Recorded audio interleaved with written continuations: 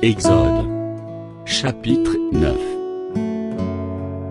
L'Éternel dit à Moïse, va vers Pharaon, et tu lui diras, ainsi parle l'Éternel, le Dieu des Hébreux, laisse-les mon peuple, afin qu'ils me servent.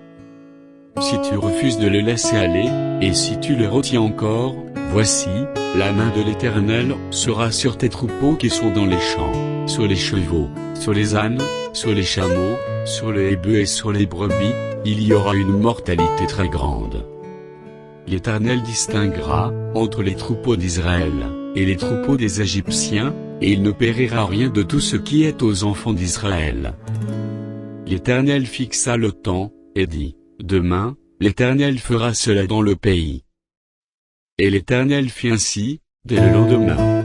Tous les troupeaux des Égyptiens périrent, et il ne périt pas une bête des troupeaux des enfants d'Israël. Pharaon s'informa de ce qui était arrivé, et voici, pas une bête des troupeaux d'Israël n'avait péri. Mais le cœur de Pharaon s'endurcit, et il ne laissait point aller le peuple. L'Éternel dit à Moïse et Aaron, remplissez vos mains de cendre de fournaise, et que Moïse la jette vers le ciel, sous les yeux de Pharaon. Elle deviendra une poussière, qui couvrira tout le pays d'Égypte, et elle produira, dans tout le pays d'Égypte, sur les hommes et sur les animaux, des ulcères formés par une éruption de pustules. Ils prirent de la cendre de fournaise, et se présentèrent devant Pharaon. Moïse la jeta vers le ciel, et elle produisit sur les hommes, et sur les animaux des ulcères formés par une éruption de pustules. Les magiciens ne purent paraître devant Moïse, à cause des ulcères, car les ulcères étaient sur les magiciens, comme sur tous les Égyptiens. L'Éternel endurcit le cœur de Pharaon, et Pharaon n'écoutait point Moïse et Aaron, selon ce que l'Éternel avait dit à Moïse. L'Éternel dit à Moïse, lève-toi de bon matin, et présente-toi devant Pharaon. Tu lui diras, ainsi parle l'Éternel, le Dieu des Hébreux, laisse aller mon peuple, afin qu'il me serve. Car, cette fois, je veux envoyer toutes mes plaies contre ton cœur, contre tes serviteurs et contre ton peuple, afin que tu saches que nul n'est semblable à moi sur toute la terre. Si j'avais étendu ma main, et que je t'eusse frappé, par la mortalité, toi et ton peuple, tu aurais disparu de la terre.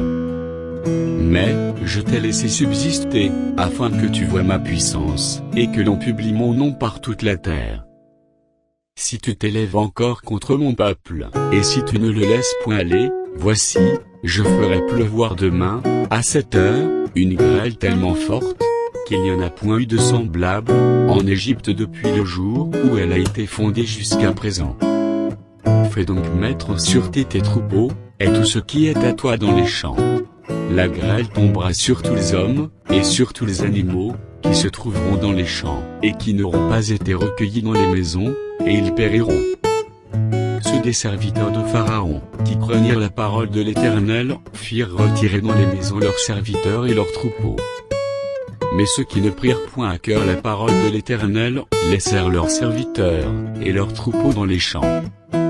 L'Éternel dit à Moïse, étends ta main vers le ciel, et qu'il tombe de la grêle dans tout le pays d'Égypte sur les hommes, sur les animaux, et sur toutes les herbes des champs, dans le pays d'Égypte. Moïse étendit sa verge vers le ciel, et l'Éternel envoya des tonnerres et de la grêle, et le feu se promenait sur la terre.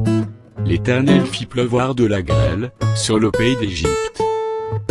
Il tomba de la grêle, et le feu se mêla avec la grêle, elle était tellement forte, qu'il n'y en avait point eu de semblable dans tout le pays d'Égypte depuis qu'il existe comme nation.